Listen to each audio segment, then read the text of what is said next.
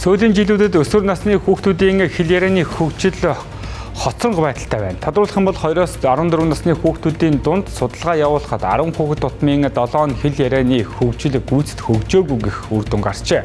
Учир нь хүүхдүүд хоорондоо харилцахдаа цахим платформуудыг ашиглан үгээ товчлон хэрэглэдэг. Энэ харилцааг нь товчхон болгоо зогсохгүй цаашлаад хэл ярианы хөгжилд нь нөлөөлөх шалтгаан болж байна. Ер нь сүүлийн үеийн хүүхдүүдийн хувьд бол нэг тийм юм байгаад байгаа. За AI гэдэг зүйл бас энд нөлөөлж байгаа. За мөн богино харилцаа буюу текст мессежнүүд их нөлөөлөд байгаа.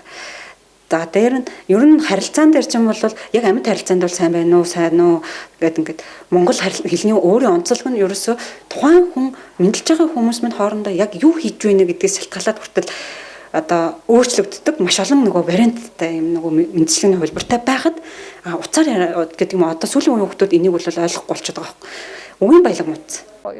Хүүхдүүд өдөрт дунджаар 5-6 цагийг утсаараа найз нөхдөдөө харилцаж өнгөрөөдөг байна. Тэд зурсаар харилцахдаа үгээ товчлон бичдэг бол утсаар ярихдаа богино хугацаанд чухал гэсэн зүйлээ хэлхийг хичээдэг гэлээ. Мөн гэрүүлийнхэн зүгээс утасны хэрэглээнд хяналт тавих нь харилцахад бүр хүндрэлтэй болоодгийг нуусангүй. Одоо аюу хэцүү санагдаа. Яг ингээ хэрэгтэй юмаа хийх гээд ингээ чат матаа шалгах гингүүд ил уцаа бойл гэл тэгээд мэдээлэлээс хоцорчдөг. Гол чухал юм бол ирчдэг. Ер нь бол ярих нь амар байдаг. Тийм. Ер нь бол нэг амар урт биш яг гоё нээлттэй ярьдаг. Гэхдээ би бол тэгэл уцаа болол ер нь бол тэгэл хийх гэсэн юмнуудыг хийж ил байгаа тийм. Чат бичих нь. Гэхдээ ярих нь илүү нэг хурдан байдаг. Facebook, Messenger дээр ашигладаг, Instagram дээр ашиглаад. Энэ чөмжлөн амар хэцүү санагддаг. Монгол хэлний үгийн сан нь туйлын баялаг өргөн цар хүрээтэй.